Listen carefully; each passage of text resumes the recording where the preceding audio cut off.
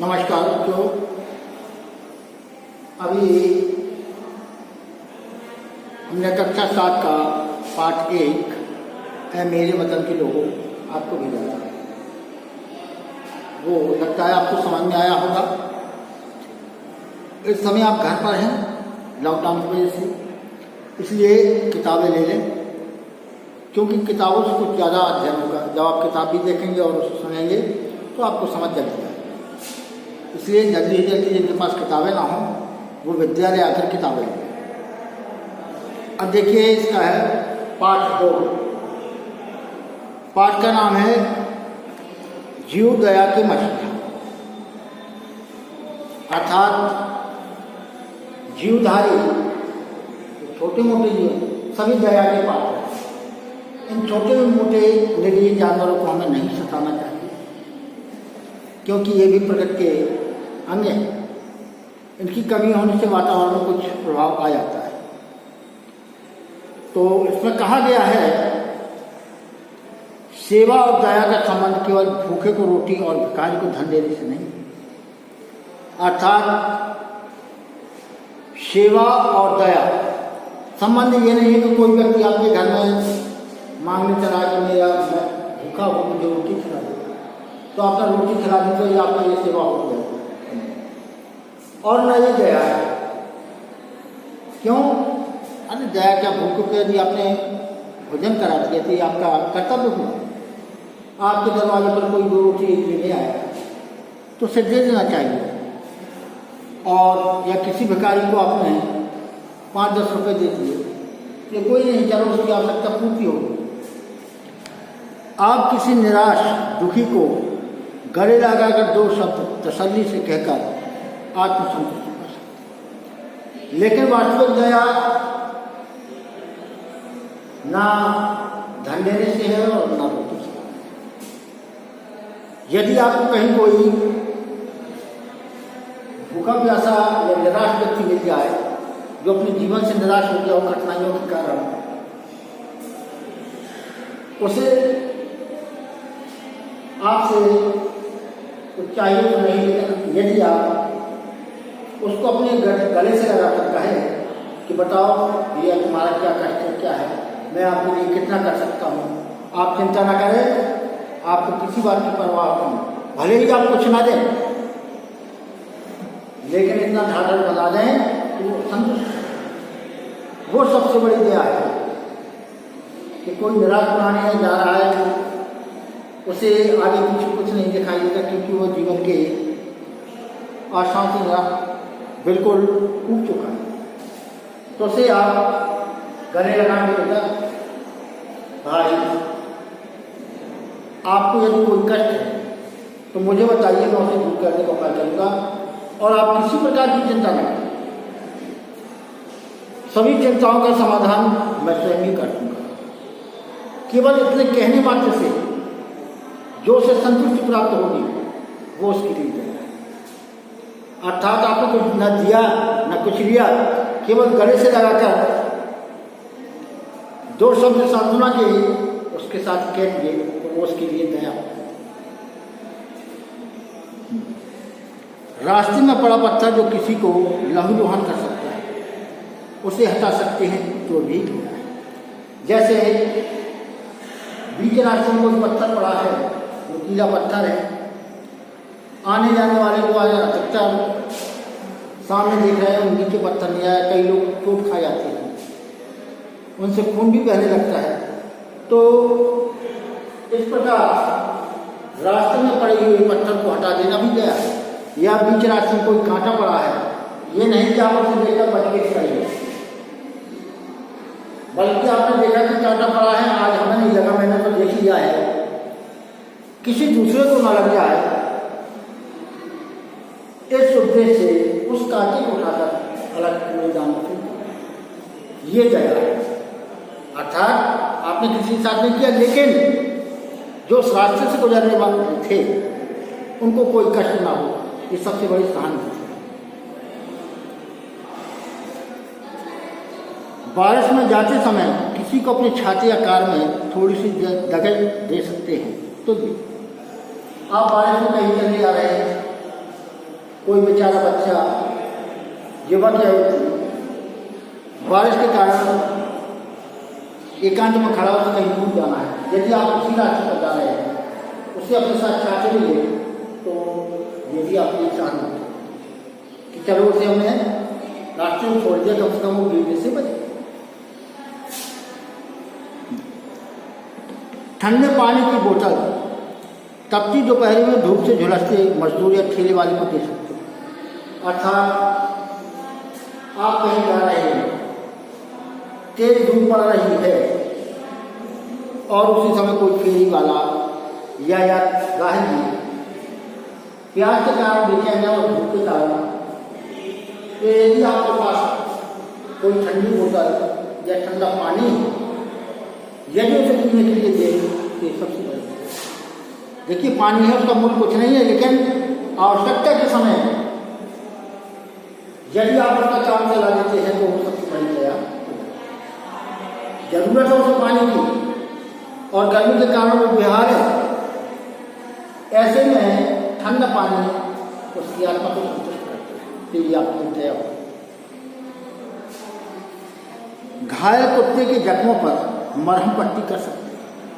अर्थात कुत्ता कहीं से घायल हो गया है, चोटों से लग गई है, उसमें कीड़े वगैरह पड़े हैं, यदि आप उसकी मरहम पट्टी कर सकते, देख रेख कर सकते, उसमें जख्मों को भरने के लिए उचित दवाओं का प्रयोग कर सकते, तो ये भी है कि वो निजी प्राणी है, वो अपने आप को कुछ कर नहीं सकता।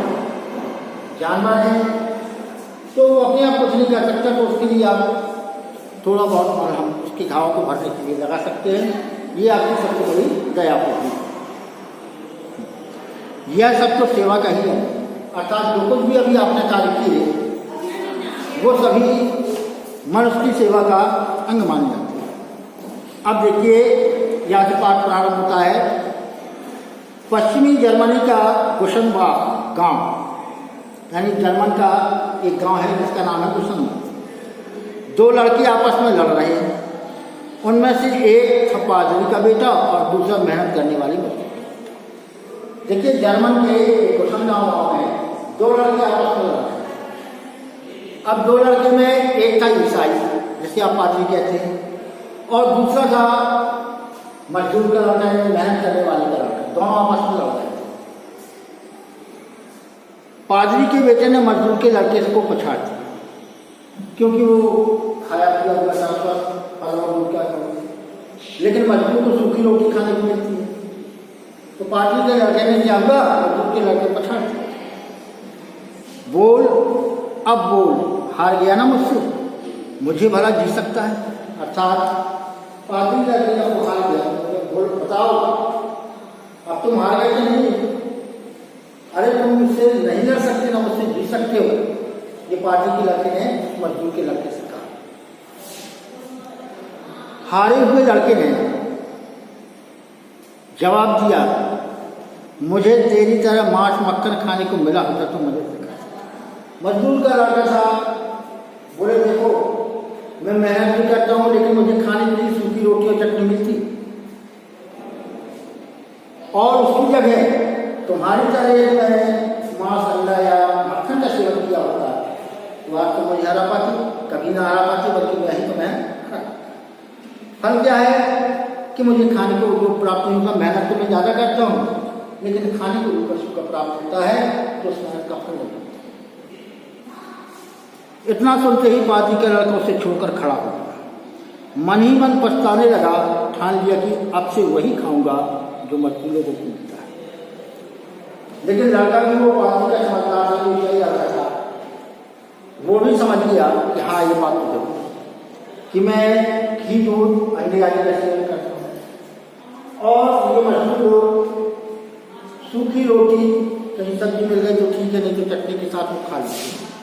तो उसने भी ठान लिया कि मैं भी मजदूर के लड़के के समान, जैसे वो खाना खाता है मैं वैसे ही खाना खाऊंगा।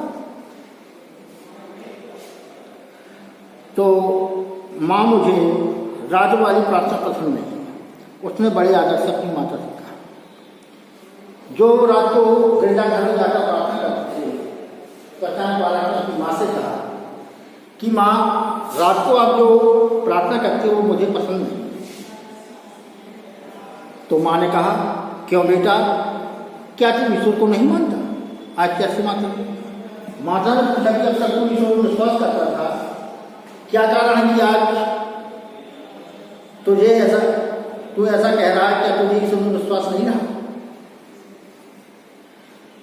तो बेटे ने कहा, तुम्हारी प्रार्थना बहुत सीमित है, उसमें परिवार वालों के लिए ही दुआ मांगी जाती है। बोले, जो आप प्रार्थना करती हैं ईश्वर से, उसमें केवल अपने लोगों यानी परिवार के सदस्यों की भलाई के लिए दुआ मांगते हैं।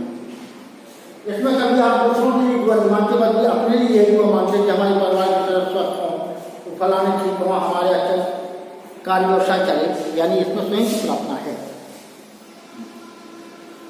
तो क्या मतलब? मानव मात्र से प्रेम करना हमारा धर्म। माँ बोली कि तुम्हारे इससे तात्पर्य क्या है? मनुष्यों की सेवा करना या मानव मात्र के लिए प्रार्थना करना हमारा धर्म है।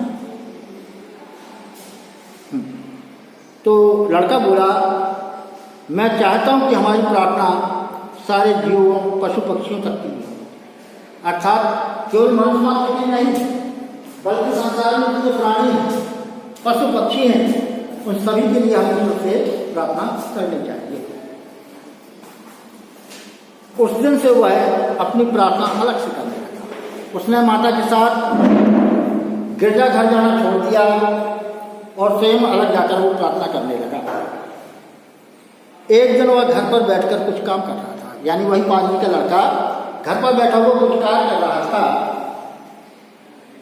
एक वयोवृद्ध शुभ चिंतक गुस्से में आए और बोले, अल्बर्ट, हमने सुना है तुम डॉक्टरी पढ़ने जा रहे हो। तुम जैसा धर्मशास्त्र का पंडित, संगीत का आचार्य अपने उपदेशों से बड़ा उपकार कर सकता है, तुमको डॉक्टरी पढ़ने की क्या? जब एक दिन वही बालक अपने घर पर बैठा हुआ था तो एक बूढ़े सज्जन आए जो उनके शुभचिंतक थे, अर्थात उनकी भला करने वाले थे, उनकी भलाई चाहने वाले थे। वो आए और बोले, अल्बर्ट, बच्चे का नाम क्या था? अल्बर्ट, हमने सुना है कि तुम डॉक्टरी पढ़ने जाते हो। तो कई वृद्ध ने बच्चे से पूछा, क्या ये ठीक है कि तुम डॉक्टरी पढ़ने जा रहे हो? तुम जैसा धर्मशास्त्र का पंडित, संगीत का आचार्य अपने उपदेशों में बड़ा उपकार कर सकता है। अर्थात वो बच्चे से कहने लगे, तुम्हारे जैसा धर्म मानने वाला कोई नहीं है, धर्मशास्त्र का जानने वाला कोई नहीं है, तुम्हें सभी शास्त्रों का अर्थ ज्ञात है, तुम प्रकांड पंडित हो। दूसरा है संगीत के आचार्य, संगीत विद्या में पढ़ो, आप संगीत से सभी लोगों को शिक्षा देकर उन्हें आगे बढ़ा सकते हैं। और तुम्हारे उपदेशों में वो दम है कि मूर्ख से मूर्ख प्राणी को आप सही रास्ते पर ला सकते। जब इतनी विद्वता आपके पास है, अर्थात आप धर्मशास्त्रों में प्रवीण हैं, संगीत विद्या में प्रवीण हैं, और आपके उपदेशों में वो प्रभाव है कि दूसरा व्यक्ति चाहे पढ़ा लिखा हो या ना हो, आपके उपदेशों को सुनकर प्रभाव में आ जाता है और आपकी बात मानने लगता है। फिर ये डॉक्टरी पढ़ने जाने की क्या आवश्यकता? अर्थात आपको डॉक्टरी पढ़ने जाने की आवश्यकता नहीं। तो बच्चे ने उत्तर दिया, मैं डॉक्टर इसलिए बनना चाहता हूँ ताकि बिना मुँह खोले दीन दुखियों की सेवा करें। बोले, सबसे बड़ी बात है डॉक्टरी में तुम अपना बनना लेते हैं और लगातार अपने मरीज की देखरेख करते रहे। बोले, क्यों? बोले, बोलने से अच्छा है कार्य करना। मेरा मुंह खुला रहेगा तो मैं दुनिया को देखूंगा, फलाना बात है, उसके कारण कार्य में मन कम लगेगा।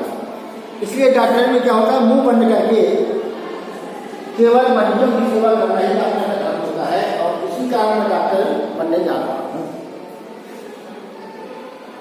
कुछ सालों बाद एक मित्र ने कहा, तुम बड़े विचित्र आदमी हो, तुम अफ्रीका के जंगली लोगों के बीच जाकर क्यों रहना चाहते?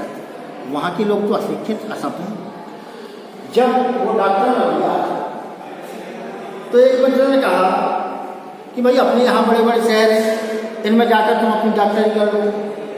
तो उस अफ्रीका क्यों जाना चाहते हैं, क्योंकि बहुत ही पिछड़ा हुआ देश है, जहाँ के लोग अभी भी आदिवासी हैं, असभ्य है, जंगली हैं, तो उनके बीच में आप क्यों रहना चाहते हैं?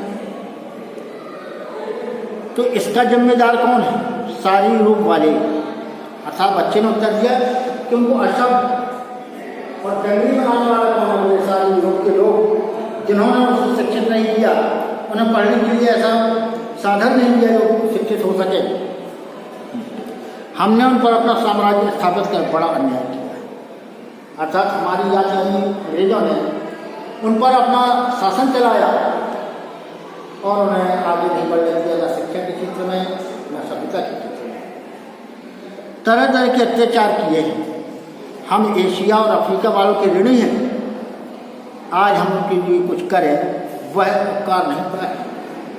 अर्थात जो लोग पिछड़े रह गए थे, गरीब असभ्य हैं, ये केवल हमारे ही कारण है, क्योंकि हमारी सरकार वहाँ शासन रहे और हमने उनको पढ़ने नहीं दिया।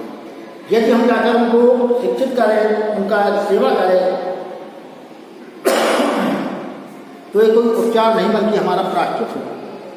अर्थात जो गलती हमने की है वो हमारे लिए प्रायश्चित है। अफ्रीका के द्रबन देश के का लंबारे नगर, वहाँ एक नया अस्पताल है। सुबह का समय है, डॉक्टर हर पलंग पर जाकर मरीजों से मिल रहा है। रात तुम्हें नींद आई? नहीं डॉक्टर साहब। क्यों, क्या बात है? रोज तो आप रात को मुझे नमस्कार कहने आते थे, कल रात नहीं आए। तो डॉक्टर से उसने कहा कि आप रोज रोज हमें देखने आते थे, लेकिन कल रात क्यों नहीं आए? तो ऊपर दिए गए प्रसंगों से मानव था कि जिस महान सेवक के जीवन की झांकियां देखने को मिलती हैं, उनका नाम था अल्बर्ट श्वाइटजर। श्वाइटजर ईसाई धर्म ग्रंथों के प्रकांड विद्वान और लेखक थे, अर्थात जिनके बारे में बताया गया वो ईसाई धर्म ग्रंथों के बहुत बड़े पंडित थे, अर्थात ईसाई धर्म ग्रंथों के बारे में बहुत अधिक जानते थे। बचपन में जब पादरी पिता ने ऊनी कोट बनवाकर उन्हें दिया तो उन्होंने उसे सुबह तक नहीं कहा, जब मेरे गांव के अनेक बच्चों को वैसा कोट नहीं मिल रहा तो मुझे भी उसको पहनने का हक है। उनके पिताजी जो पादरी थे उन्हें लाकर बढ़िया एक कोट दिया अल्बर्ट को, लेकिन अल्बर्ट ने उसे पहनने से मना कर दिया। बोले क्यों? बोले मैं अकेला पहनूंगा, लेकिन मेरे जो गाँव वाले मेरे साथी हैं उनके पास कोट है, तो क्या मैं उनकी बीच में शोभा पाऊंगा? इस कारण उन्होंने अपने पिता का दिया हुआ उन्हें कोट नहीं दिया, अर्थात उसे त्याग दिया। तो बड़े होकर अल्बर्ट ने PhD की। PhD यानी PhD कहलाता है डॉक्टर ऑफ फिलोसफी। PhD का मतलब है डॉक्टर ऑफ फिलोसफी। तो बड़े होकर उन्होंने PhD की। वे थियोलॉजिकल कॉलेज की प्रिंसिपल बने, यानी बड़े होकर प्रिंसिपल बने। उन्होंने कई पुस्तकें लिखी, प्रसिद्ध और धन पर भरपूर मिले। उन्होंने अपने जीवन में कई पुस्तकें लिखी। पुस्तकों के बिजनेस में धन प्राप्त हुआ, धन के साथ साथ यह भी प्राप्त हुआ कि उनको उतना ज्ञान है, उन्होंने हम लोगों को ऐसी शिक्षा दी। मगर उनके मन में संतोष नहीं था। धन प्राप्त हो गया, यश प्राप्त हो गया, लेकिन फिर भी वो संतुष्ट नहीं थे। कारण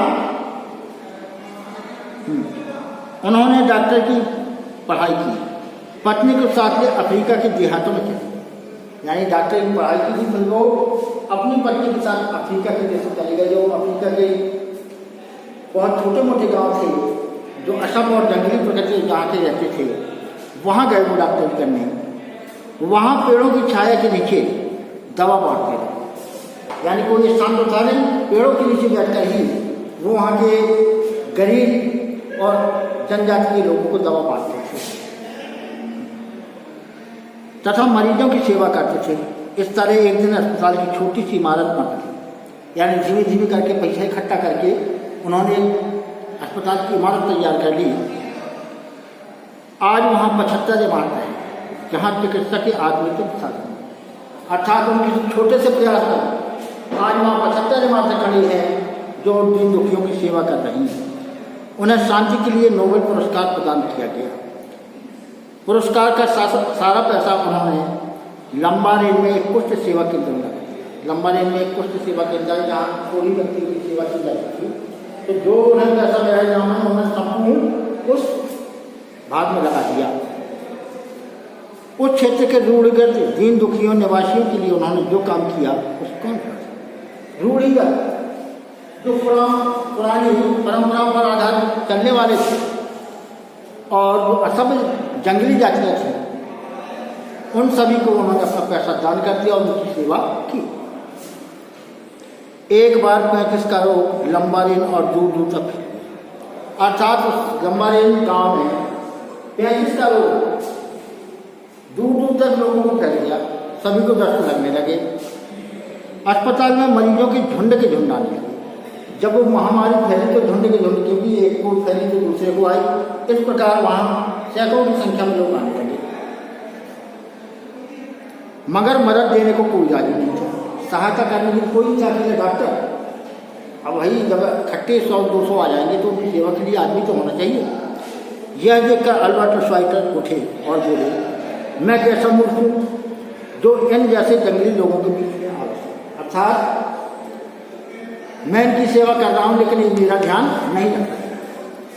यह सुनकर उनके अफ्रीकी सहयोगी जोसेफ ने कहा, डॉक्टर, यहाँ धरती पर आपको गिनती के बड़े मूर्ख हैं, लेकिन स्वर्ग में बड़े बुद्धिमानों में की जाएगी। बोले यहाँ के लोग सभी असभ्य मूर्ख हैं, उन्हें इतना ज्ञान नहीं है कि आप उनकी सेवा कर रहे हैं तो हम उनका सहायता कर। उधर अकाल भी फैल रहा था। डॉक्टर पहले से ज़्यादा जोश के साथ जुट, पहले जो कम सेवा करते अब दुगने जोश से जुट गए।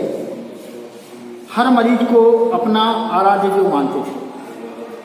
अब आराध्य देव पूजनीय व्यक्ति, तो वो हर मरीज को अपना आराध्य देव समझते थे। जैसे हम लोग देवताओं की सेवा करते हैं, उसी प्रकार वो आने वाले मरीजों की अपने पूजनीय देवताओं के समान उनकी सेवा करने लगे। अल्बर्ट ऑपरेशन भी किया करते थे। उसके पहले क्लोरोफॉर्म सुंघाना आवश्यक होता था। अर्थात जब किसी का ऑपरेशन करना हो तो क्लोरोफॉर्म सुंघाना आवश्यक है, इससे मरीज बेहोश हो जाता है। यह देखकर अफ्रीकी लोग प्रेम से कहा करते थे, हमारा यह डॉक्टर जादूगर है। अर्थात चीरने फाड़ने पर भी हमें कष्ट नहीं होता। उन्हें ये नहीं मालूम कि हम भी बेहोश हो गए, तो वो कहते थे हमारा डॉक्टर बहुत ही जादूगर है, पहले ये लोगों को मार डालता है फिर उनका इलाज करता है। बेहोश हो जाते थे तो आदमी मरे के समान हो जाता था। बोले जब पहले मारता है फिर बाद में इलाज करता है, क्योंकि वो अफ्रीकन जाति थी। अफ्रीकन गाँव वहाँ इतना सभ्यता नहीं थी कि वो इसे जान सके, और इसके बाद उन्हें फिर से दिला देता है। ये वहाँ के लोग कहा करते थे। एक दिन अल्बर्ट चार्ल्स एंड्रूज के साथ कहीं जा रहे थे। चार्ल्स एंड्रूज को महात्मा गांधी ने दीन बंधु की संज्ञा दी थी, यानी महात्मा गांधी ने चार्ल्स एंड्रूज को दीन बंधु की उपाधि प्रदान की थी। रास्ते में एक बर्फीला मैदान था। चलते चलते अल्बर्ट अचानक रुक गया। अर्थात जब वो किसी गांव में जा रहे थे, अचानक एक बर्फीला मैदान पड़ा, तो वहाँ जाकर अल्बर्ट रुक गए। वह देखो अल्बर्ट ने कहा। एक कीड़ा रेंग रहा था। उन्होंने इशारा किया जहाँ पर एक कीड़ा रेंग रहा था कि वो बोले वह देखो। अल्बर्ट ने कीड़े को उठाया और सड़क से अलग कर एक उठा दिया। जो कीड़ा बीच सड़क पर चल रहा था उस कीड़े को उन्होंने हाथ से उठाया और सड़क के किनारे को। कारण क्या था कि कीड़ा सड़क पर है, यहाँ से गुजरने वाले जानवर और मनुष्य उसके पैरों तले आ जाएगा और ये मर जाएगा, साथ इसकी जीवन लीला समाप्त हो जाएगी। तो दया करके उन्होंने कीड़े को सड़क से उठाकर सड़क के किनारे रख दिया और बोले यहाँ यह सुरक्षित है। सड़क पर रहता तो किसी का पैर पड़ जाता और ये मर। अर्थात जीवों के प्रति भी इतने दयालु थे कि छोटे से कीड़े को उन्होंने सड़क से अलग कर दिया। मनुष्यों और जीवों की सेवा करने वाले इस मसीहा का 90 वर्ष की आयु में स्वर्गवास। अर्थात जब तक ये रहे दीन दुखियों की सेवा करते रहे और 90 वर्ष की आयु में ये परलोक से था। अल्बर्ट स्वायत्त जड़ सेवा और जीव दया की मसीहा के रूप में सदा याद रहेंगे। तो अभी आपने अल्बर्ट के बारे में सुना कि हमेशा दया के मसीहा के रूप में माने जाते थे और वहाँ के लोग इन्हें पूछते थे, क्योंकि वहाँ असभ्य जातियाँ थी, यानी जहाँ कोई जाना नहीं चाहता, अफ्रीका के छोटे से देहात में, वहाँ ये डॉक्टरी पास करके वहाँ गए, पेड़ों के नीचे इन्होंने डॉक्टरी की और धीरे धीरे अपने पैसे से इमारत खड़ी करके वहाँ एक अस्पताल बनवा दिया। वहाँ जब तक रहे दीन दुखियों की सेवा करते रहे और इस प्रकार सेवा करके वो 90 वर्ष की आयु में स्वर्ग से गए। तो अब ये पाठ यही समाप्त होता है। इसके लिए हम कल एक्सरसाइज भेजेंगे। कृपया आप किताब ले लीजिए और इसे पढ़ने का प्रयास कीजिए। जब तक आपके पास किताब ना होगी आपको पाठ पूर्णतः समझ में नहीं आएगा। शिक्षा, धन्यवाद।